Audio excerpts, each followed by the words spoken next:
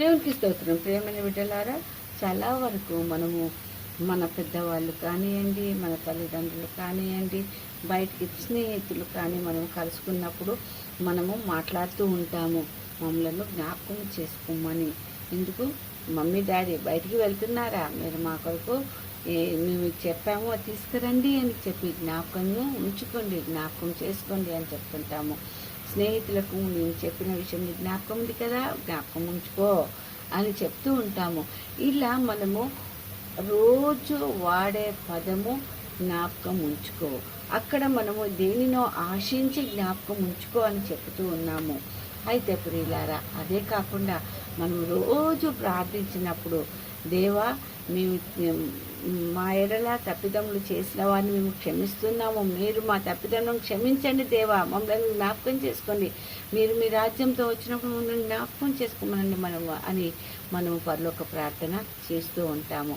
ఈ విధంగా మనము ఎల్లవేళలా ఏదో ఒకటి ఆశించి మనము జ్ఞాపకం చేసుకోమని అంటూ ఉంటాము. అయితే ప్రియులారా, అలా కాకుండా బైబిల్లో దేవుడు అతని గురించి, ఒక వ్యక్తి గురించి దేవుడు చెప్తూ ఉన్నాడు. అతడు ఏమి ఆశించకుండా నిస్వార్థంగా దేవుని యొక్క పనిలో వాడబడుటకై తృష్ణగొని ఆశించి ఇష్టము కలిగిన వాడై తను దేవా నన్ను జ్ఞాపకం చేసుకొనమని వేడుకుంటున్నాడు.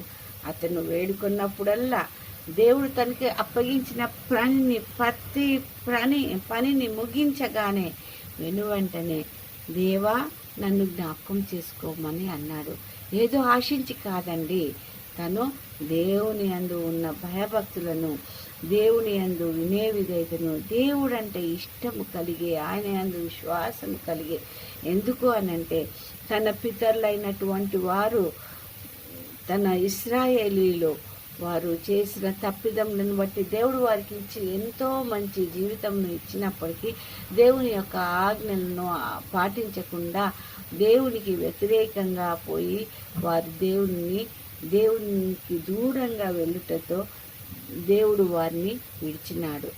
ఆ సమయములో దేవుడు వారిని కల్దీయులకు, బబులోను రాజుకు అప్పగించగా యెరూషలేము దేవాలయంను వారు ముట్టడించి దేవాలయంను కూలగొట్టి, దేవాలయంను కాల్చివేసి, దేవాలయంలో ఉన్నటువంటి సమస్త వస్తువులను బబులోనుకు తీసుకొని వెళ్ళారు.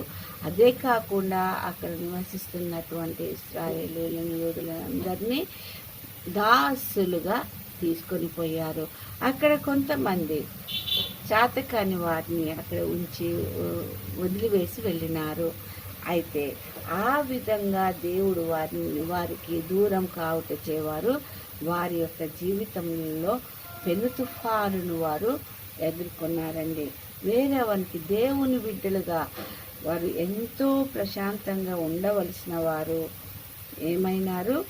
దాసులుగా వెళ్ళినారు. ఆ విధంగా ఎన్నోసార్లు మన జీవితాలు అలా అవుతూ ఉంటుందండి. మనము దేవుని బిడ్డలుగా ఉండి దేవుని యందు విశ్వాసం ఉంచి మనం ప్రార్థిస్తూ ఆయన మార్గంలో నడుస్తూ ఉన్నప్పుడు మనం ఎంతో సుఖ సంతోషాలతో, సమాధానము, ప్రేమను కలిగి జీవిస్తూ ఉంటాము. మనకు ఎటువంటి లోపము కానీ, ఎటువంటి కొదవు కానీ లేకుండా జీవిస్తుంటాము. కానీ కొన్ని సందర్భంలో సాతాను పెట్టే కొన్ని పరిస్థితులను బట్టి మనము సాతానుకు లోబడిపోయి, చిక్కుల్లో పడిపోయి మనం దేవుని నుంచి దూరంగా పోయినప్పుడు ఎంతో కష్టాలను, వేదనను అనుభవిస్తూ ఉంటాము ప్రియులారా. కాబట్టి అలా కాకుండా దేవుని యందు విశ్వాసం ఉంచి దేవుని బిడ్డగా ఏ విధంగా నెహెమ్యా ఈ పనిని చేసిన వాడు నెహెమ్యా ఏ విధంగానైతే దేవుడు ఇచ్చిన ప్రతి కార్యమును ముగించిన వెంటనే ప్రభువా నన్ను జ్ఞాపకం చేసుకోనమని ఏ విధంగానైతే చెప్పినాడో ఆ విధంగా మనం చెప్పగలిగిన వారమై ఉండాలి. అందుకనే ఎప్పుడైతే తన ప్రజలు, తన దేశ ప్రజలు దాసులుగా వెళ్ళినారో, కొంతమంది విడవబడ్డారో, వారి గురించి వినినప్పుడు, మరి ముఖ్యంగా దేవుని యొక్క మందిరము కాల్చబడుటను చూసి తను వినినప్పుడు చాలా దుఃఖముతో బాధపడి తను తిరిగి కట్టుటకై తను దేవునికి మొరపెట్టుకున్నాడు.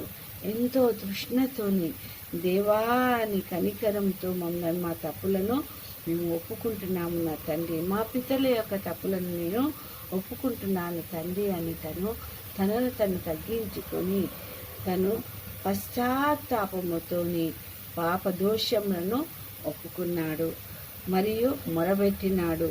కాబట్టి ఆయన యొక్క ప్రార్థనను దేవుడు విన్నాడు.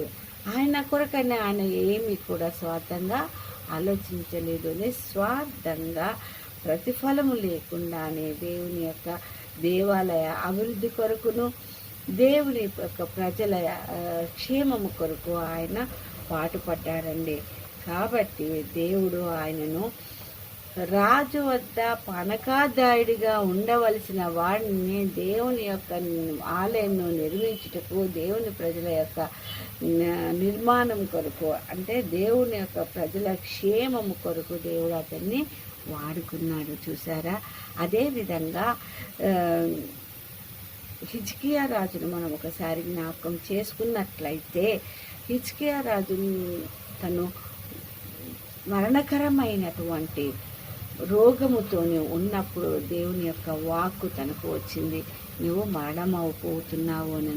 అప్పుడు అతను ఎంతో దుఃఖముతో కన్నీటితో తను ప్రార్థించినాడు. దేవా, నన్ను ఒకసారి జ్ఞాపకం చేసుకోమని అన్నాడు. అంతే, వెనువెంటనే అతనికి దేవా నన్ను జ్ఞాపకం చేసుకును, నా యథార్థమైన నడవడికను ఒకసారి జ్ఞాపకం చేసుకునమని అన్నప్పుడు వెంటనే తనకి జవాబు వచ్చింది, నువ్వు 15 సంవత్సరములు ఇంకా జీవిస్తావు అని జీవితకాలంను దేవుడు పొడిగించాడండి. కాబట్టి ప్రియమైన బిడ్డలారా, మనము నేర్చుకోవాల్సింది ఏంటిది అనిపిస్తుంది అంటే, మనం ఒక యజమాని వద్ద మనము ఉద్యోగం చేస్తున్నామేమో, అతను పని చెప్పిండు, ఆ పని పూర్తి చేసి అతనికి ఇచ్చి, అబ్బో ఎంత తొందరగా అయితే అంత తొందరగా మనం అక్కడి నుంచి పోదాము అని అనుకోకుండా, నేను చేసిన పనికి ప్రతిఫలం ఇస్తాడో లేదో అని ఆలోచిస్తూ మనము అక్కడి నుంచి పారిపోవటానికి ప్రయత్నించకుండా మమ్మల్ని జ్ఞాపకం చేసుకోమని విధంగా మనము ఉండాలి.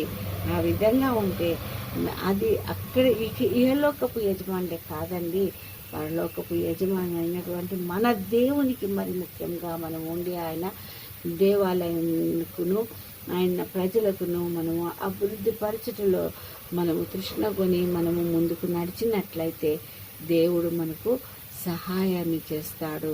ఎక్కడనో ఉన్నటువంటి పానకాదాయుడిగా ఉన్నటువంటి నెహమ్యాను దేవుని మందిరమును కట్టుటకు ఎలా ఉపయోగించుకున్నాడో, దేవుడిని మనం విశ్వాసం ఉంచి ఇహలోకంలో కూడా మనం ఆ విధంగా ఉన్నట్లయితే దేవుడు మనకు సహాయాన్ని చేసి మనకు ఉన్నతమైన స్థానంలను దయచేస్తాడు.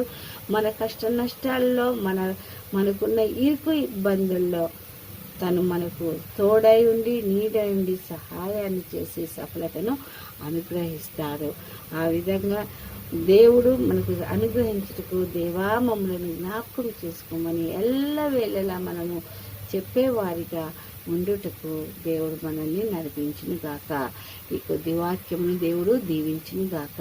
ఆమేన్, ఆమేన్, ఆమేన్.